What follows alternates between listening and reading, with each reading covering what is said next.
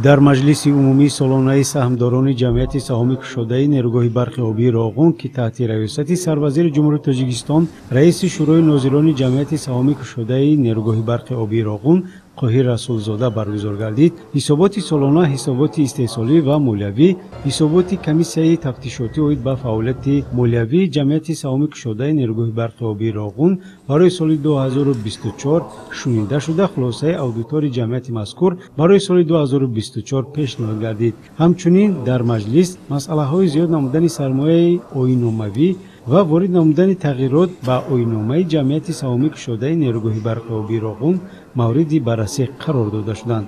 گفته شد که در سال 2024 مبلغ‌گذاری از حساب صورت حساب‌های اسعاری جمعیت برای پرداخت کارهای ساختمان و وصلگری اجرا گردیده پیش از شرطنامه‌ای، کارهای لایحه‌کشی تحقیقاتی و جستجویی، خرید تجهیزات، خرید مال و مصالح ساختمانی و دیگر خدمات رسانی‌ها، اینچنین برای اجرای کارهای ساختمان و وصلگری منسوب به لودهای 1 2 3 4 خدمات رسانی نماینده فرمایشگر از حساب بودجه جمهوری صورت گرفته است. بیان گردید که با مقصد درست و ثمرناک استفاده بردن مبلغ‌های جداگردیده همیشه از طرف مقامات نظارت دولتی مالیوی از روی حجت‌های اولیه محاسبی سنجش‌ها گذرانیده می‌شود. در سال 2024 جهت با صفت و با سرعت انجام دادن کارهای ساختمانی و وصلگری و برقرارسازی کمیسیه تکنیکی در 4 گروه کاری فعالیت نموده است.